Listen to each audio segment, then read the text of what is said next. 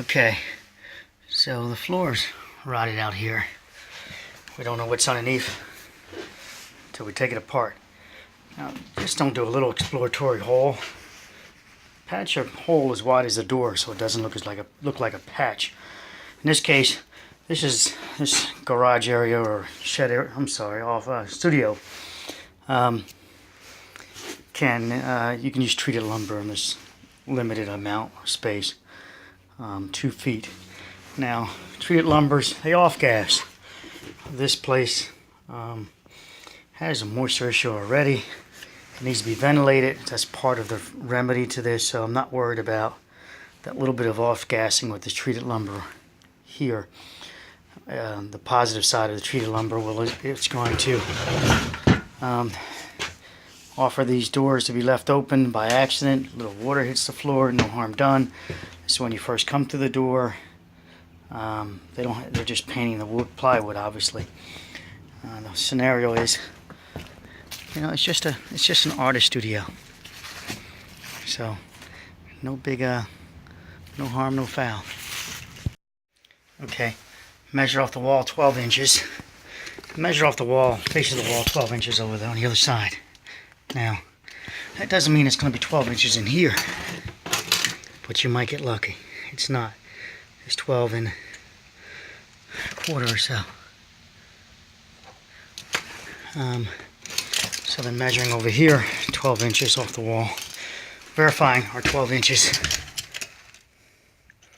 Okay, so this can come in. You always measure twice. In other words, look at that lined up where it went inside a little bit. Now, there's my error. So, just that little bit of something. What are the odds of that, right? A little hole in the wall. Right lined up with where I'm measuring from. Okay, so I'll put gloves on and everything else. I just need to do this for the video for you. Just some things you can catch. And then again, you'll measure again off the face of that. And you do not want it to be gapped more than what you're going to seal it with. You're going to use a sealer, urethane. I love urethane caulks. You're going to put that around the edge of the door, the threshold. You put some urethane caulk in there. You don't have to make it too UV, not too much light's going to be on it. And you'll seal this also with urethane caulk, all the seams that you've created. Now, this stops at a board. See the nails? Not my fingernail, but the nail. So that will be cut out. With that said, I changed the blade out. It's a demo blade. Don't buy D-Wall. I'm not advertising for them. I've got plenty of saws, different saws. That's a demo blade. It's about $20, $27 for a nice one. They're a little thicker. They won't warp as much in the heat, and they'll go right through nails without losing their teeth as easy. Well, I think I might be able to find you a missing tooth on this. Maybe not so far. All right, the teeth are the leading edges that's coming around the circle. That's the carbide tooth. Okay, it appears that this blade is still awesome. Use a regular blade to cut through. Yeah, you can. Carbide teeth aren't the same. There's different carbide, and you can lose the teeth on them. And these guys are too nice to ruin the teeth. Besides that, they heat up very, very fast, and they start warping and wobbling and you lose your straight line. See, it's like paper thin. These damn blades are anymore. Whereas this is much thicker. Let's see if I can get you some. Okay, that's an odd one. The lighting got me there. This guy is much thicker. Yeah, still got an odd one on that one, right? Sorry about that. Alright. That is thicker. Significantly thicker and stronger metal than this. This is like paper thin, and that thickness is significant. The top of it. Whereas this is very thin. Alright, moving on. Okay, worth showing you. This is something I rigged up. It's like it's a regular hard hat. You can buy this off of Amazon. This is for cutting trees and things like that. This is the fine mesh. because ultimately wearing glasses, we don't wear them, they fall off, they fog up, you push them around, and then you don't wear them, and you're using squint protection. You're squinting your eyes thinking the thing can't come through your eyes, and because you're squinting, something can't come through. This is the best system for me. His helmet is white because often I show up on sites as a supervisor, and it turns out some of these sites really want you to match the colors. And okay, so out of all that wood cutting, I ran across one nail, and you see it ate it up. There's all of it. There's a cut. So now it's just ready to be pried up. So I've trained a lot of people and educated a lot of people. This is where an impatient carpenter, if you will, would start trying to pry this up and start damaging the window, the existing sill, door sill. This goes under the door slightly. I know it doesn't go under all the way. It stops. But getting greedy. Let's see if I can put tension on that door. You see it's starting to flex that sill.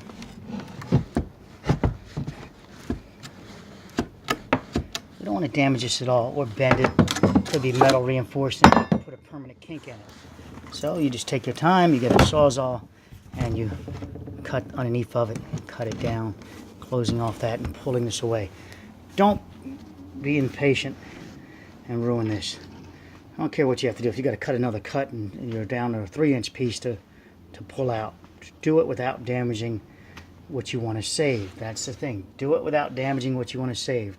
If it's starting to interfere with what you want to save, that sill, this, anything you want to save, take the time and do it right. Okay, so this had glue on it, construction adhesive holding it down. Took a little more effort to pop it out.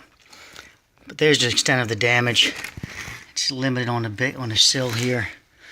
On the bottom plate they call it. And that's underneath for the door. It's a replacement piece already. And we have good floor joists. Our floor joists are significantly okay. Insignificantly damaged. Oh, there's some foam. Okay. So this is what it looks like on the back side. That came out. That's there. And using this radius to determine the most wear, and say it's right about here, which lines up with the exterior casing of the door. The old door, not the new door. So that has to be sealed exteriorly. And there we go. We can't get 3/4 inch flooring. We can't get 3/4 inch right now because of all the hurricanes and everywhere around the country. The plywood is at a premium and you can't find it, or you got to go too far. In this case, we're just going to use 1/2 inch treated, which I did bring along.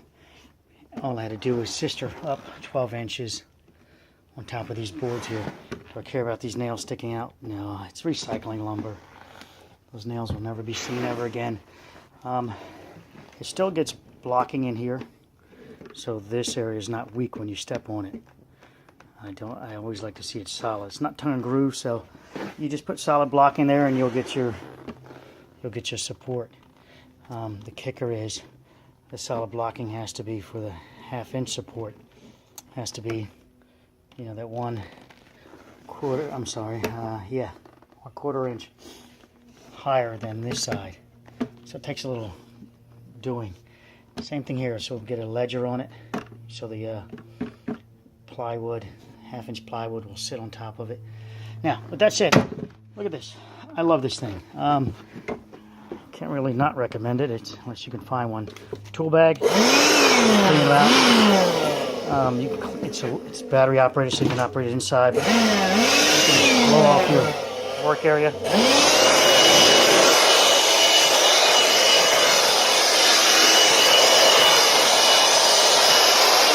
It's easy to carry around and breaks down.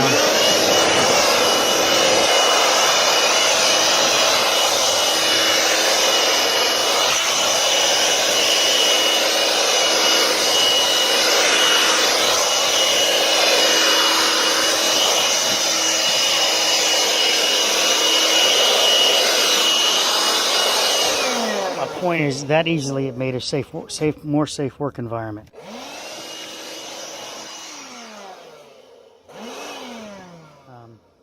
Okay, that's just debris. So we're back to this. This still needs some other work too. This piece was taken off when the door was installed, so it's going to need something here for this water to seal it up. Because this is dirt bed, water will come off here and clear. It's got a little wraparound piece of metal here that will not let water capillary action come all the way back and drag down. It's going to fall clear.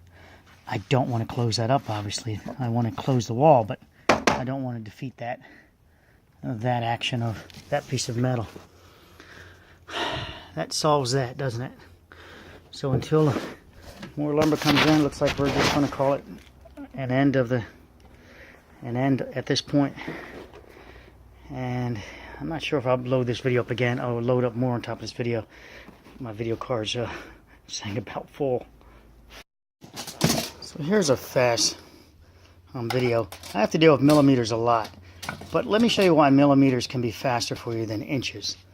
With inches, you're looking at this saying 12 and a half, 12 and 5/8, 12, and then it's another notch past 5/8. So, you know, then you got to do conversion in your head back to 16ths. So you go 5/8 times 2 is 10/16, and the other one is past it, 11/16. You know, unless you can memorize each one of them, which you're bound to make a mistake. Ultimately, everyone's at 12 inches, and 11/16. Thereabout. Whereas if you just use the millimeters, you look at the bottom of this tape, slide over, and there's 30, and there's 2. There's 32 millimeters. And it's done. 32 millimeters. And so there's 32. Now between those two, between 32 and 33 is 32. If we wanted to, let's slide this over a little bit. Let's go to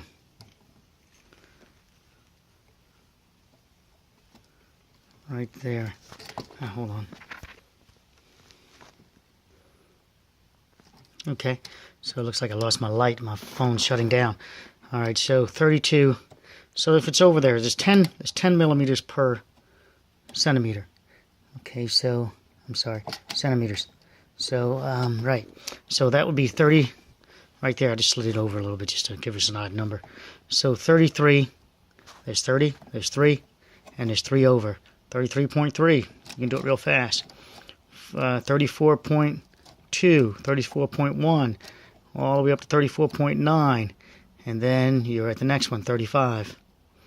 So you can run it real fast with millimeters, and it's so much more pleasing, and you can just score it fast. There we go. 32 what? See it? You can see the mark. 32.3. Done.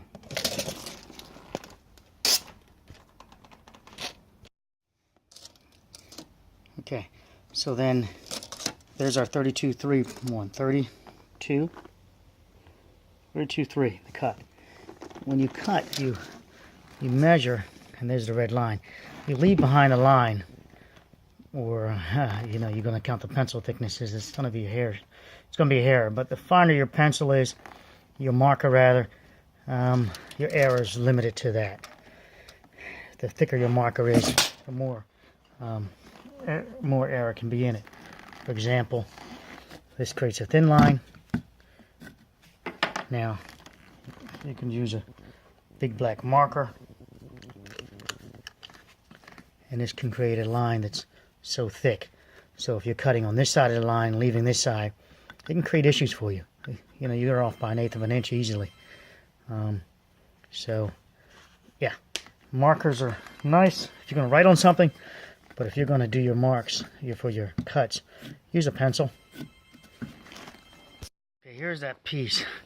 So all you do is take a 1/4 inch, 1/8 of, 1/4 inch off of here, and off of here with the dado. Screw this piece down to make it easier to cut, and then just saw 1/4 inch off, turn the blade sideways, come down here and take off, you know, just see how it's even curved. You can freehand that. It's just going to go under there just a bit to support this side.